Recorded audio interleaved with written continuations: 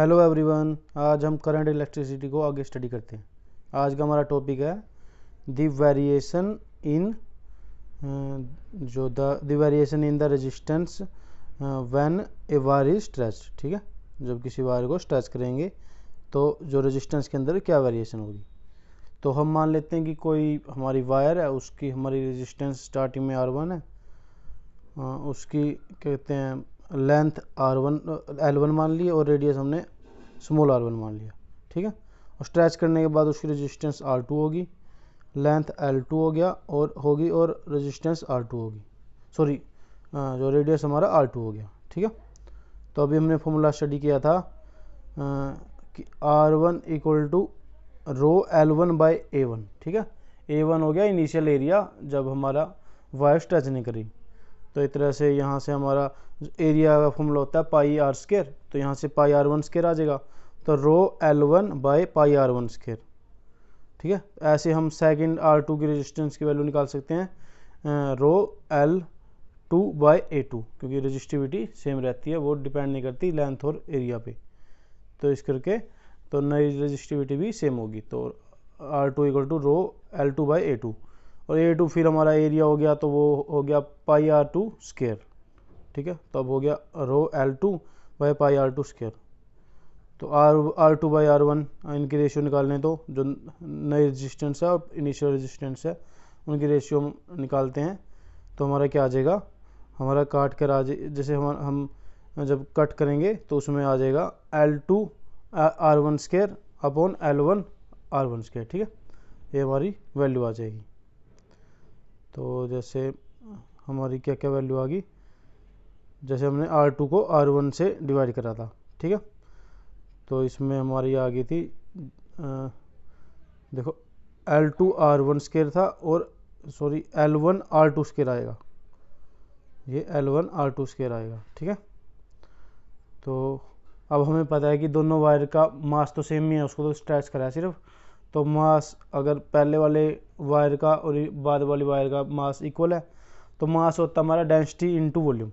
तो density D होगी, volume V1, तो डेंसिटी इनटू वॉल्यूम, क्योंकि वॉल्यूम तो चेंज होएगी ना, डेंसिटी तो सेम रहेगी, मास अपन वॉल्यूम तो सेम रहेगा। ठीक है, क्यों डेंस मतलब भारी तो उतनी है वो, लेकिन सिर्फ वॉल्यूम चेंज होगी, तो डेंसिटी इनटू वॉल्यूम, तो दोनों कंपेयर करेंगे तो डेंसिटी से डेंसिटी कैंसिल आउट हो गया, तो इस तरह से V1 इक्वल टू V2 आ गया।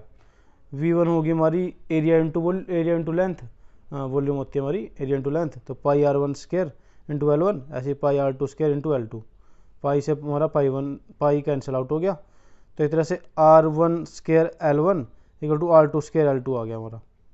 यहाँ से अगर रेशियो निकालने तो R1 square into R1 square upon R2 square की वैल्यू आ गई L2 बाई L1। ठीक है, तो इसके अंदर अगर वैल्यू पुट करें, जो हमने स्टार्टिंग में R2 बाई R1 की वैल्यू निकाल ली थी, उसमें अगर पुट करें तो देखो क्या होगा।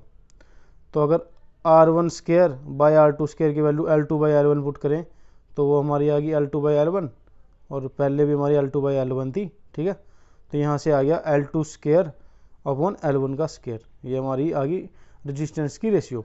ठीक है, अब अगर हम कंडीशन मान लें कि जो अभी नई लेंथ आई है हमारी L2, वो प्रीवियस लेंथ की n टाइम्स है। ठीक है, तो L2 इक्वल टू NL1, तो उसकी वैल्यू अगर पुट करें तो NL1 का स्क्वायर, जैसे L2 की जगह NL1 पुट करा, तो NL1 का स्क्वायर बाई L1 स्क्वायर, तो ये हो गया n square L1 square upon L1 square, तो यहाँ से हमारा L1 स्क्वायर से L1 स्क्वायर कैंसिल आउट हो गया, तो हम कह सकते हैं कि R2 हमारी आ गई n स्क्वायर R1। ठीक है, ये हमारी कंडीशन होगी जब हमारी न्यू लेंथ इनिशियल लेंथ की n टाइम्स हो।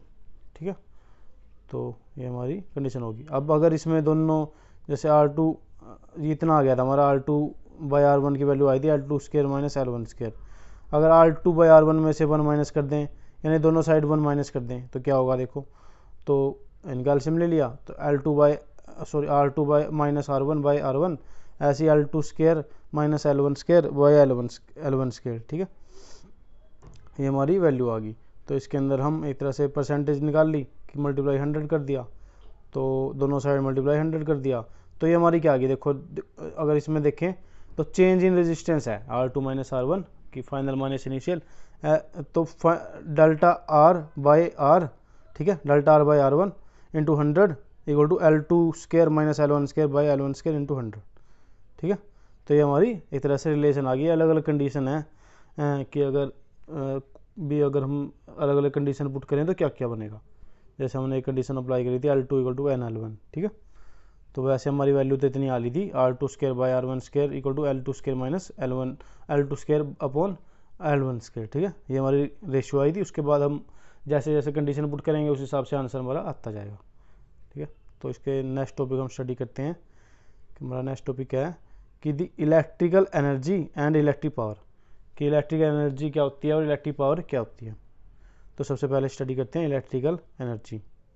तो ये हमने एक सर्किट डायग्राम ले लिया जिसमें आई करंट फ्लो कर रहा है, वी इसके थ्रू पोटेंशियल अप्लाई करा हमने। ठीक है, तो जो वर्क डन का क्या होता है, the work done by the source to supply the current through a resistor is called electrical energy. मतलब कितना वर्क डन हुआ भी जब कोई सोर्स किसी क्या कहते हैं रजिस्टर से करंट सप्लाई कर रहा है, तो वो हमारी इलेक्ट्रिकल एनर्जी। क्योंकि देखो वर्क डन भी जूल में होता है, इलेक्ट्रिकल एनर्जी भी जूल में होती है। तो इस तरह से जो काम करना पड़ा भी किसी सोर्स के द्वारा रजिस्टर से करंट पास करने में, तो वो हमारा इलेक्ट्रिकल एनर्जी आ गया। ठीक है, तो हम मान लेते हैं कि आई करंट फ्लो कर रहा है किसी रजिस्टर से, तो I is the current flowing through resistor, resistance उसकी आर मान ली, ड्यू टू वोल्टेज वी और टाइम हमने स्मॉल टी मान लिया। ठीक है, तो वर्क डन क्या आ गया हमारा, देखो हमने पढ़ा हुआ है कि potential equal to work done by charge. तो यहाँ से अगर कहें तो वर्क डन आ जाएगा चार्ज इनटू पोटेंशियल, क्योंकि देखो पोटेंशियल था हमारा वर्क डन बाय चार्ज। तो यहाँ से वर्क डन आ गया हमारा पोटेंशियल इनटू चार्ज, तो क्या वो भी आ गया हमारा वर्क डन। ठीक है, और करंट हमारा होता है चार्ज अपॉन टाइम। ठीक है, तो यहाँ से क्या की वैल्यू आ गई हमारी आई टी, तो चार्ज की वैल्यू आ गई आई टी, तो क्या की वैल्यू आई टी आ गई। अगर इसके अंदर फॉर्मूला के अंदर पुट कर दें वर्क डन इक्वल टू क्या इंटू वी है, तो क्या की वैल्यू आई टी पुट कर दी हमने, तो क्या हो गया work done equal to I T V, ये हमारा वर्क डन हो गया आई टी वी। इस वर्क डन को कहा जाता है, this work done is called electrical energy. इस वर्क डन को कहा गया इलेक्ट्रिकल एनर्जी, भी कितना करंट फ्लो कर रहा है कितने टाइम में और जब हमने पोटेंशियल वी अप्लाई करा है। ठीक है, अगर इसी फॉर्मूले के अंदर v equal to I R put कर दें तो क्या होगा, देखो अगर v equal to I R put करेंगे हम, तो आई टी तो पहले ही था, आई टी इंटू वी था, वी की जगह आई आर पुट कर दिया, तो हमारा आ गया work done I square R T. ठीक है, ये हमारा आई स्क्वायर आर टी हमारा वर्क डन आ गया नया। और हमें पता है कि देखो अगर हम जैसे इसी के फॉर्मूले के अंदर देखो क्या की वैल्यू क्या होती है, पोटेंशियल बाय रेजिस्टेंस।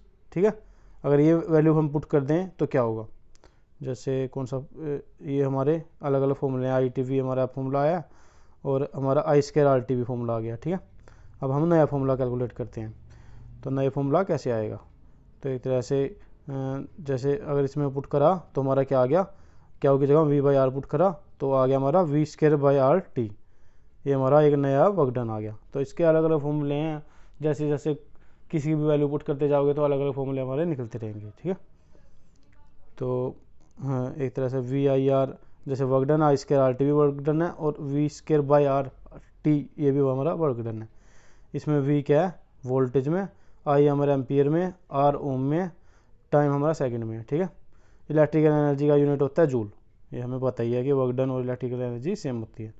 तो हमने एक तरह से वर्क डन निकाल लिया, इलेक्ट्रिकल एनर्जी निकाल ली, उसके हमने 3-4 फॉर्मूले निकाल लिए, एक तो V I R, I square R T और V square by R into T. ठीक है, तो ये हमने फॉर्मूले निकाले। तो जो इलेक्ट्रिकल एनर्जी है उसका कमर्शियल यूनिट क्या होता है, वो होता है किलोवाट आवर।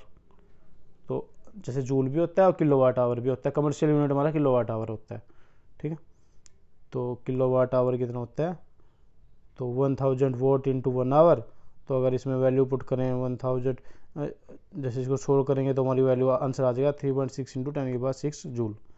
ये हमारा इलेक्ट्रिकल एनर्जी का उसका 1 यूनिट का 1 किलोवाट आवर की वैल्यू आ जाएगी।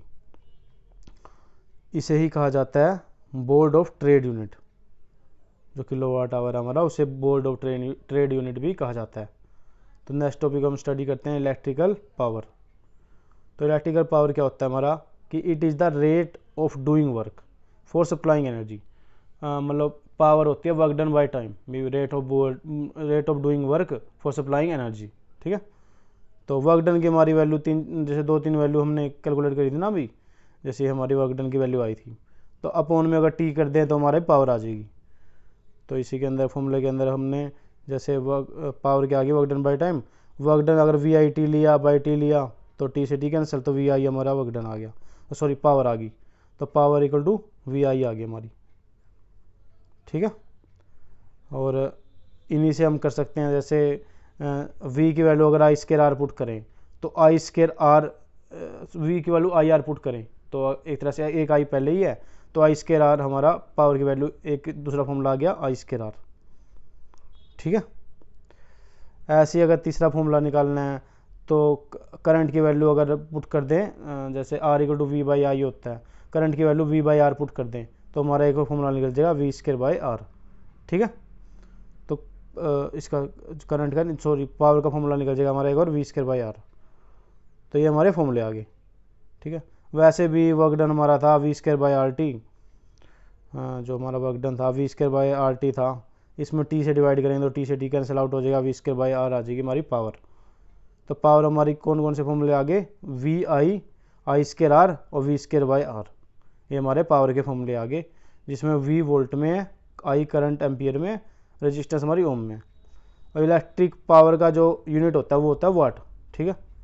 वाट हमारा इलेक्ट्रिक मतलब कभी भी कोई चीज़ पावर निकालनी होता है वो कितने वोट का है ऐसे कहते हैं हम, तो इसका यूनिट हो गया हमारा वोट, ठीक है। Other unit of electric power is horse power, तो एक बड़ा यूनिट होता है horse power. One horse power की वैल्यू जो एच पी से डिनोट होता है उसकी वैल्यू होती है 746 वोट, ये हमारी वैल्यू होती है, ठीक है। फिर ये आज का हमारा टॉपिक हो गया जो हमने करंट इलेक्ट्रिसिटी चैप्टर को स्टडी किया। Okay, thank you.